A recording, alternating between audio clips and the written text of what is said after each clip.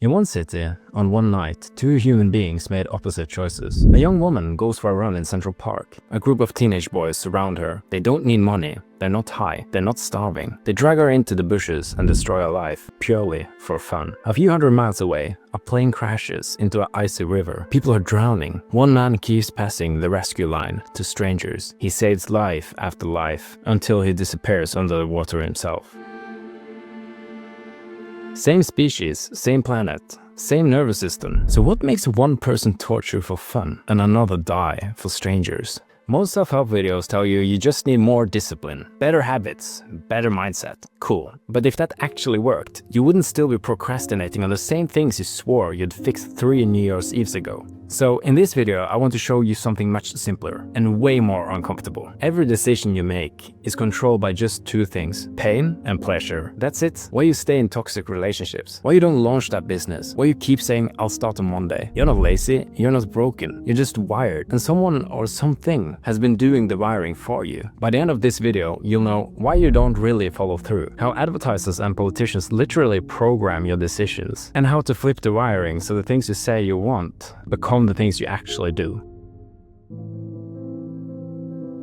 Let's start with something you know too well: procrastination. You know you should go to the gym, have that uncomfortable conversation, fix your finances, finally start that project. Intellectually, you're sold. It makes sense. So why don't you do it? Because your brain is not driven by what's logical. It's driven by what it believes will hurt and what it believes will feel good. We don't avoid tasks. We avoid the pain we've attached to them. Think about taxes, or that thesis, or talking to someone you're attracted to. You're not avoiding the action. You're avoiding the fear of looking stupid, the fear of failing, the discomfort of not knowing what you're doing. And on the other side, there's a sneaky instant pleasure. I'll just check my phone first. I'll start after this episode. Have you noticed how you'll ignore a task for weeks and then suddenly do it in one intense burst? That's not discipline showing up. That's you changing what you link pain and pleasure to. At some point, your brain goes, if I don't do this now, it's going to hurt way more. That's why so many people suddenly become productive on deadline day, or magically find time when things are about to blow up. And if some of that hesitation, pressure, or mental noise feels familiar, I put an anxiety test in the bio. It's something I genuinely recommend if you want a clearer read on what's going on the inside.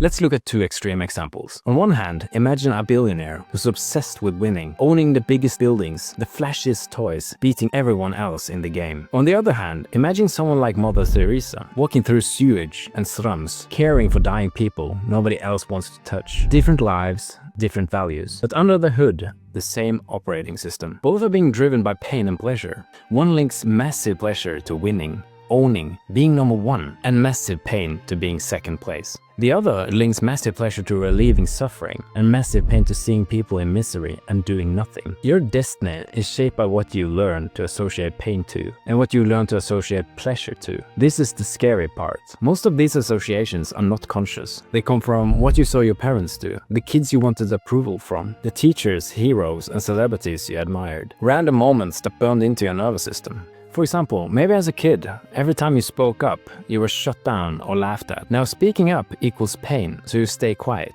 Or maybe you got praised every time you overachieved, so now resting feels wrong and being busy feels safe. And that conditioning is being reinforced every single day. If you don't decide what you link pain and pleasure to, someone else will. Advertisers know this. Politicians know this. Social media companies definitely know this. Their job is simple: get you into an emotional state, then glue their product, person, or idea to that feeling. Take a classic example.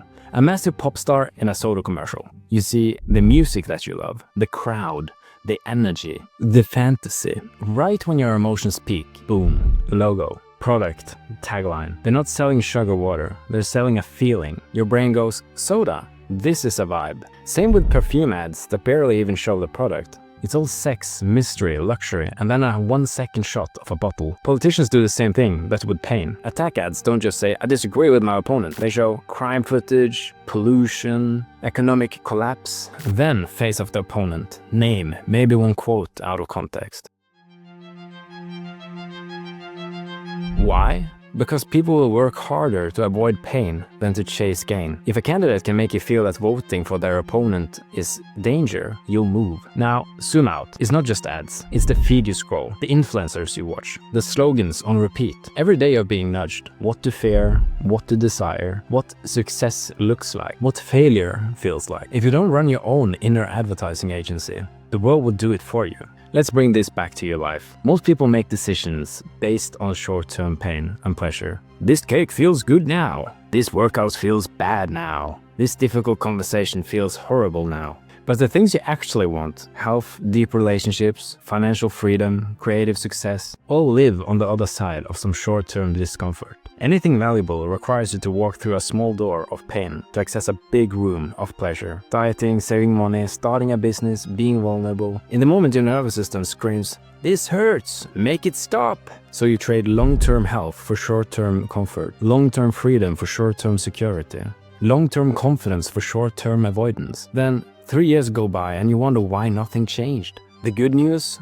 You can rewire what your brain considers painful and pleasurable on purpose. Alright, let's stop being theoretical and actually change something while you're watching. Grab a notebook or open a notes app. Yes, actually do this. Watching self-help without writing is just entertainment. Step 1. Pick 4 things you've been putting off. Write down 4 actions you know you need to take but haven't. For example, start working out, fixing your sleep, call someone you're avoiding, raise your prices, start posting content, sort your finances. Just 4. Step 2. Why haven't you done them? Find the pain. Under each one, answer, in the past, what pain have I linked to doing this? Be specific. I'll look stupid. It might fail and I feel like a loser. It'll take too much time. I don't know what I'm doing and I hate that feeling. This is you exposing the wiring. Step 3. What pleasures have you gotten from avoiding it? Next question under each one. What pleasure have I gotten from not doing this? The harsh truth, you're getting something from avoiding. Maybe it's comfort, feeling safe, no risk of rejection, free time to numb out. Write it down. If you skip this, you keep the old pattern protected. Step 4. Make not changing feel unbearable. Now we weaponize pain. Under each action, write, what will it cost me if I don't change this? In 1 year? 3 years? 5 years? Think about your health, your energy, your self-respect, your relationships, your bank account. Don't be vague. Not, I'll be unhealthy. Make it visceral. I'll be out of breath walking upstairs. I'll avoid mirrors. I'll be stuck in the same job, resenting myself. Let yourself feel that. This is where most people look away. Stay with it. Step 5. Load a new behavior with pleasure. The last part. Under each action, write, what will I gain if I do this? Starting now. Go big. I'll feel in control of my life again. I'll trust myself when I say I'll do something. I'll have the energy for my partner, my friends, my work. I'll build a body, business, life I'm proud of. Imagine it like a movie. You, 12 months from now, having actually followed through. What does that version of you feel like? The point of this exercise is not to think positive. It's to recode what your nervous system links pain and pleasure to, so that not acting feels painful. Acting feels rewarding. That's when you stop needing motivation and start feeling pulled. You're leaving the result of thousands of tiny pain-pleasure decisions. Some of those decisions were made by you. Most were made for you, by your past, your environment, and your culture. What am I linking pain to? What am I linking pleasure to? You stop being a passenger. From here, you got 2 options. Close this video, do nothing, and let the old wiring keep running the show. Take 15 minutes, do the exercise properly, and manually start updating the code that runs your life. If this hit you, and if you want a bit more clarity before you start rewiring things, there's an anxiety test in the bio that might help. Remember to hit like so you to know this wasn't a waste of your time. Subscribe and tell me in the comments, what's one action you're committing to rewiring starting today? Because the force that shapes your life is already working. The only question is, are you using it, or is it using you?